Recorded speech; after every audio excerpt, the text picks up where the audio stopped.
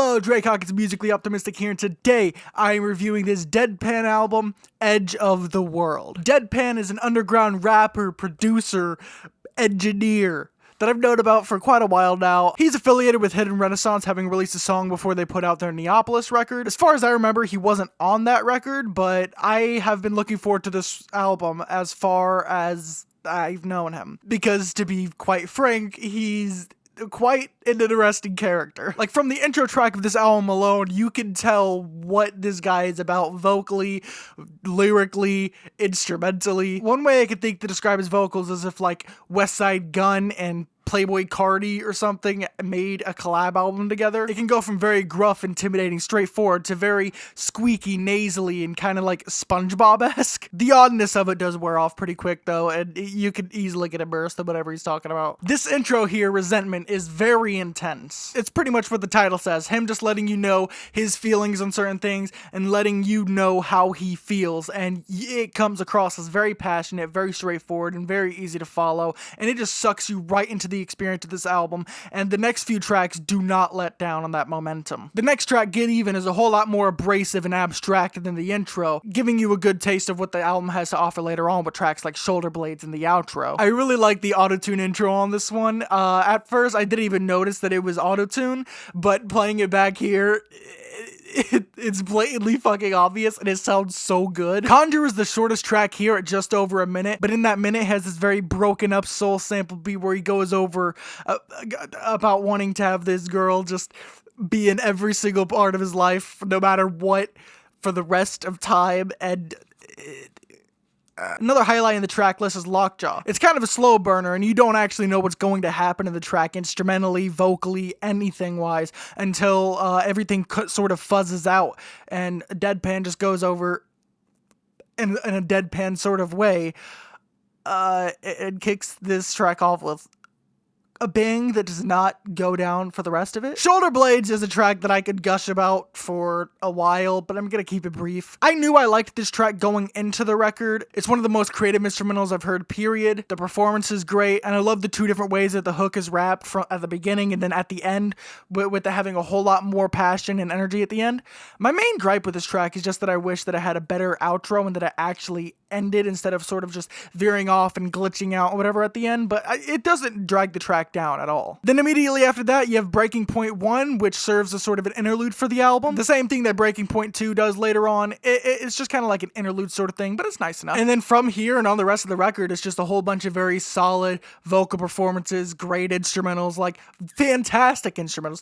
Like, the amount of detail put into these instrumentals is phenomenal. Like, clearly it's sample based, obviously. He probably didn't get a fucking orchestra to play for him. That's really hard to do. But like, the way that these samples are implemented, mixed, engineered, and everything is built around it, and the way that they're flowed over, the way that they're chopped up, so damn clean, so damn precise.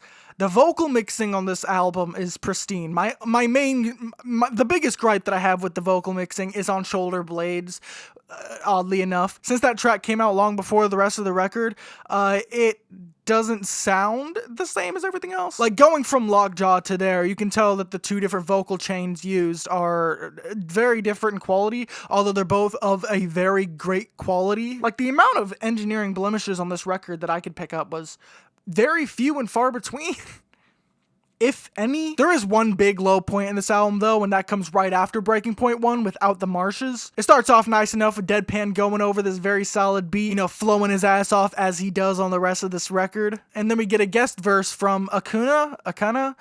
I don't know. And honestly, they provide the weakest verse on the entire project. It really doesn't help that he starts off his verse with denim jeans with the wife beater. So much beef, I might indict PETA or whatever. Like, what the fuck is that? The rest of his verse doesn't really have as many cringy lines or whatever. It's just an okay sort of flow. And you can tell the Deadpan wasn't exactly crazy about it, because after his verse, there's a beat switch that just sort of happens. There's no like real transition or real lead up into it. It just switches beats and the Deadpan goes off for like another minute or so, saving the track. It's not awful, it's whatever, but